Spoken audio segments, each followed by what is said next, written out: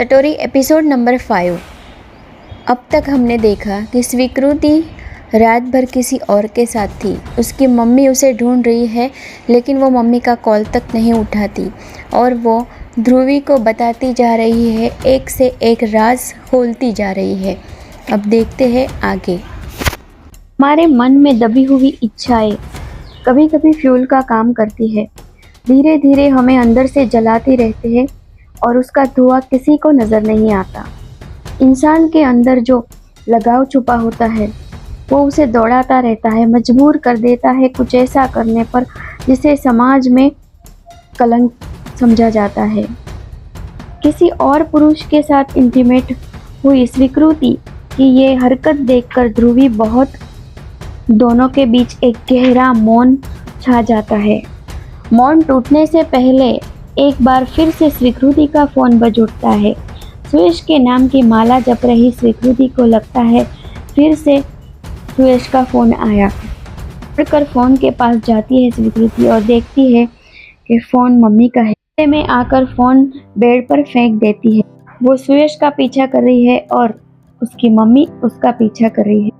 जब फोन को हाथ में से फेंक देती है तब वो ध्रुवी की तरफ देखती है।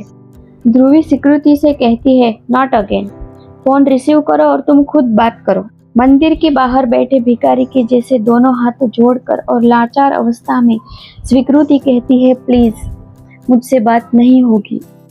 गुस्से और अविश्वास के साथ ध्रुवी फिर से फोन उठाती है और उसकी मम्मी को कॉल लगाकर बताती है कि आंटी, स्वीकृति को शायद और देर लग सकती है, वो आने पर मैं आपको कॉल बैक कराती हूँ। फोन कट करने के बाद फोन धीरे से बेड पर रख देती है और स्वीकृति को बताती हो, तुम्हारी मम्मी समझ गई है शायद कि तुम उसे अवॉइड कर रही हो। किसी और लड़के के लिए तुम तुम्हारी मम्मी के साथ ऐसा व्यवहार कर सकती हो तो क्या करूं, मर जाऊं? रोते रोते चिल्लाते हुए स्वीकृति कहती है और रोने लगती है। इसमें मरने की कहाँ बात है, ध्रुवी ने शांति से कहा।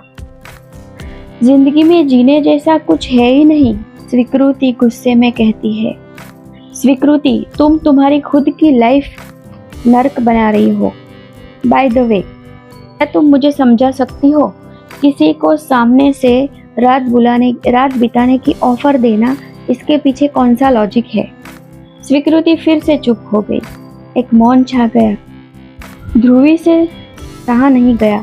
उसने फिर से पूछा, तुम इतनी डेस्परेट कैसे हो सकती हो? किसी को देखे बिना जाने उसके साथ were you feeling so horny कि एक मेस्क्यूलर मेल बॉडी की इतनी जरूरत पड़ गई है तुम्हें? स्वीकृति जोरों से रोती जा रही थी और जमीन पे बैठ गई थी और धीरे से बोली, शायद किसी के स्पर्श से मुझे अच्छा लगता, किसी के कंधे पे सर रख के मुझे अच्छा लगता। काश फिर से जिंदगी रंगीन हो जाती, मरने के ख्यालों से दूर हो जाती, मेरा कॉन्फिडेंस फिर से आ जाता, मेरा मूड फिर से अच्छा हो जाता। लेकिन ऐसा कुछ नहीं हुआ। उसके साथ रात बिताने के बाद मुझे और भी डिप्रेसिंग फील हो रहा है। मुझे लगा था कि वो मुझे प्यार से भर देगा, लेकिन वो मुझे खाली करके चला गया। ध्रुवी ने कहा, क्या तुम उसमें आदित्य को ढूंढ रही थी? मुझे नहीं पता, ऑनेस्टली मुझे नहीं पता मैं उसमें आदित्य को ढूंढ रही थी या फिर वो उसमें खुद को ढूंढ रही थी। स्वीकृति फिर से स्तब्ध हो जाती है, सोचती रहती है, फिर से बोलती है, मुझे खुश रहने के लिए कभी किसी की जरूरत नहीं पड़ती थी, ना कोई फ्रेंड, ना कोई बॉयफ्रेंड, न किसी कंपनी की जरूरत नहीं पड़ती थी। मैं एकांत में भी गुनगुनाती थी, आईने के सामने हंसती थी, मम्मी से बातें करती थी, सपने देखती थी, नाचती थी, घूमती थी। न जाने वो स्वीकृति कहाँ चली गई। फिर से एक सन्नाटा छा जाता है। फिर से ध्रुवी ने पूछा, तुम खुद से कब मिली थी? स्वीकृति ने कहा, मुझे बिल्कुल याद नहीं है। ध्रुवी ने पूछा, तुम डिप्रेशन की दवाई बराबर से ले रही हो ना? दवाई लेते लेते मैं कब तक जिंदा रहूंगी? इससे अच्छा तो एक बार मर ही जाऊं। स्वीकृति, तुमने मुझे प्रॉमिस किया था कि तुम कभी सुसाइड के बारे में नहीं सोचोगी। काश कि ये सोचना मेरे हाथ में होता।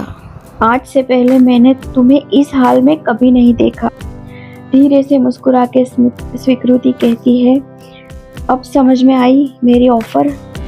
तुम्हारा मूड अच्छा करने के लिए, किसी को भुलाने के लिए तुम किसी के भी साथ रात बिताओगी। ये कौन सा लॉजिक है स्वीकृति? स्वीकृति बोली, तुम मुझे सलाह मत दो। तुम्हारा भी बॉयफ्रेंड है और तुम्हारी लाइफ स्टेबल है, तुम्हारा रिलेशनशिप बहुत अच्छा चल रहा है, इसलिए तुम ये अच्छी अच्छी बातें मुझे सुना रही हो। ओके देन, ठीक है। अब आगे क्या? What next? क्या करना चाहती हो आगे तुम?